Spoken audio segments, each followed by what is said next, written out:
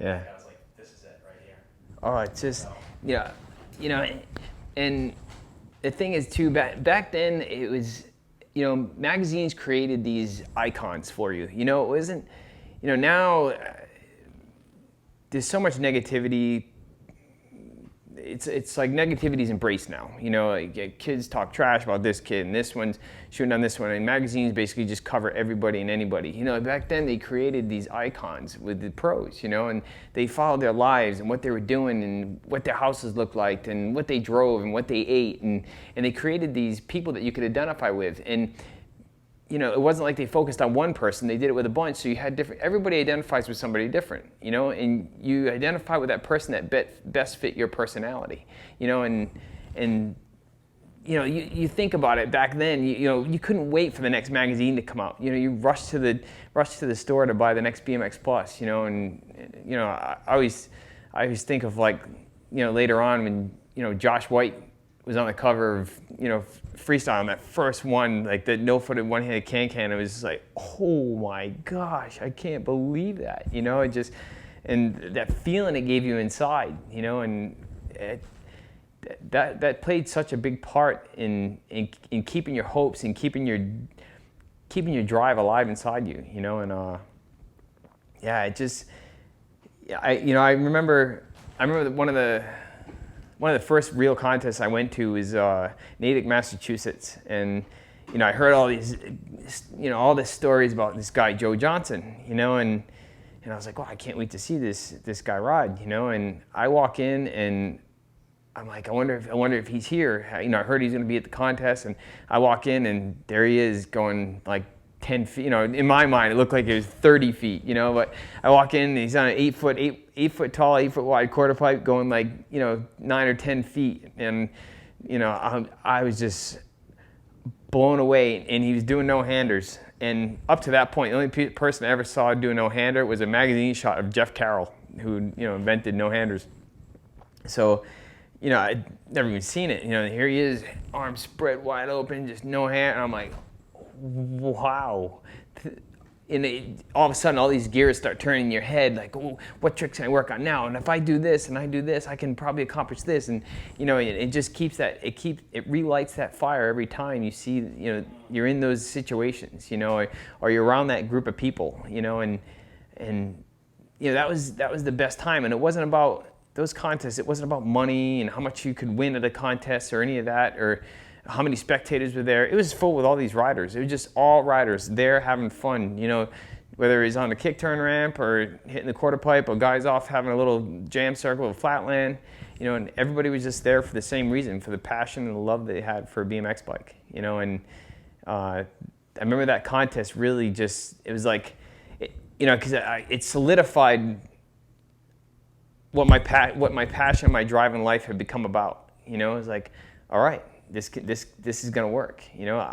This is a cool sport, and I love it, and I love it for the right reasons, and I'm passionate about it, and I'm gonna push myself to the point where I just can't push myself anymore. I wanna change the face of BMX. I'm gonna if it takes all I got, I'm gonna at least be a person that's added a little something to this sport. And that's the outlook I had as a kid, and because of people like Joe Johnson and meeting those people, like, Paul Delario, and I remember there was a horror show, and I forget who was on it, but someone got hurt, and Paul filled in, and I went to the show, and I was like, that guy lives close? He's like here? To Paul Delario, holy cow, it blew my mind, and pedal picker drop-ins, it was crazy, now, Natick, was that first? Did you compete or did you watch? I competed. So the first contest in Natick, Mass, at the Natick Armory, I competed. I didn't ride ramps. I just rode flatland, and I forget what place I got. I think I got like 17th out of like 30 or something, And I remember I was like right about the halfway point. I was really excited because I beat almost half the guys, And I rode the novice. It was like, 14, or no, not even. I think it was like 13 at the time, or 12 or something. But it was novice class in flatland. And then I went to this contest at Camp Ramsbottom, and the Mountain Dew GT quarter pipe was set up, and you know, I was like, I really, you know, I brought my, you know, I had my helmet, my mouth guard and stuff, and I was like, I think I want to try riding the ramp and practice, you know, and I wasn't competing riding ramps there. So, you know, I had ridden my friend's ramp a little bit, and so I started, you know, pedaling at the quarter pipe, and I got pictures back, and I was going like, you know, 2 feet and, you know, a little bit higher than 2 feet, like 2.5 feet and stuff. I was like, I gotta start riding ramps. This is amazing. I just remember that feeling again, that feeling that I had the first flatland trick I pulled off. You know, that feeling, but it was different this time. It was like this inner passion that just overwhelmed me. You know, and I was like, this is what I have to do. You know, I love riding ramps. I want to do this every day of my life for the rest of my life. You know, and that's what it became about for me. Right. I remember, I may have given you a DVD of this. It was at Natick. You were riding the ramps, and I just remember the first couple. I remember the song because it was one of my favorite songs. It's a Run DMC song that Mike Dominguez I first heard. You started off in rolling, turned around, you came up, and you went up for an air, a couple feet out. I forget how high. Back wheel land, right? No, I think it was hung up your front wheel. Oh, that's right, yeah. The chain fell off. You had to restart the whole thing over, and you went back up. But I just remember, and watching this years later, I remember, I don't know how old you were.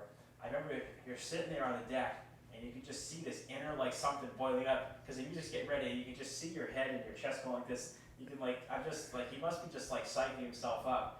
Because you just rolled in, and, you know, it was like this supercharged, and you just, I mean, the riding was like you were in the intermediate class or something, so the riding was, it was okay. Yeah.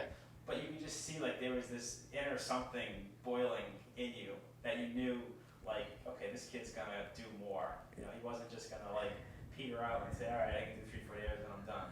You know, I just, it's funny, I never really got wrapped up into what everybody else was doing, you know, what other tricks people could do, and I really stayed in my own frame of mind, you know, and just did what I enjoyed doing, what was fun to me. You know, I didn't want to follow the click. It wasn't like purposely, it was like, I'm not following clicks, but I just wanted to do my own thing, you know, and even if everybody was like, well, we don't feel like riding ramps today, I was like, okay, I'd be the only one on the ramp, you know.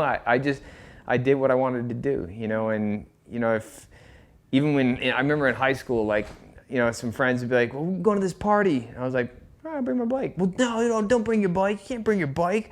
I'm like, yeah, I'm bringing my bike, you know, and I'd be out front riding flatland, you know, I'm like, this is what I want to do, you know, and I've always prided myself off that throughout my whole career is just doing my own thing, you know, and following the beat to my own drum, you know, and, you know, when other guys are following the clicks of certain tricks, I just think, what can I invent now that no one else has ever done? You know, what can I do to push the progression of my sport and push the progression of myself? And that's what riding is about to me, and still is to this day. It's about pushing the progression of BMX, pushing the progression of myself, and going beyond what anybody thinks you can do, you know, and for every person that's ever doubted me and questioned me and said, no, I can't, thank you, because that's what's been the driving force behind every single accomplishment I've ever had. You know, and I wouldn't trade it for the world of growing up where I grew up. You know, being in New England was one of the best experiences of my life for growing up for BMX, you know, because it was about passion. It was about just that raw determination to be on your bicycle, because we didn't have all the sunny, nice weather all the time. We didn't have some of the best ramps and skate parks and amazing places to ride, and the Pipeline and Del Mar. We didn't have all those places. We had whatever it was we could do on our own and afford to build or make or figure something out to ride. You know, it was up to us to be creative and find that inner drive to keep going, you know, through the times when you're out there shoveling snow off your ramp, you know, and you're like hoping that you don't carve off the flat bottom, and then you're stepping in the snow and you're like, oh man, you know, you gotta get all dried off, you know, you had your little spot where you took your boots off and put your riding shoes on, and, you know, and you didn't care. You're out there in winter gloves, you know, you're not accomplishing anything, you're really not learning any tricks, but you're still out there with these thick winter gloves on and dressed all warm, because you just, all that mattered was that you're on your bicycle. You know, and you know, and that teaches you life lessons that are priceless. you know, and that, to me, there's very few, if not any, other sport that exists, you know, that has that same education that BMX does. That we have no, there was no coaches, there's nobody screaming at us telling us what to do, there was nobody, you know, telling us, you know, you have to do, you know, 15 boomerangs, and if you mess up, you have to do push-ups, and there's no one there doing that. It's up to yourself. As a kid, and we're young kids, it's up to us to find that inner drive and that inner push to persevere through all those adversities, you know. And you had to be the one to find that within yourself, and that builds huge character for a long time.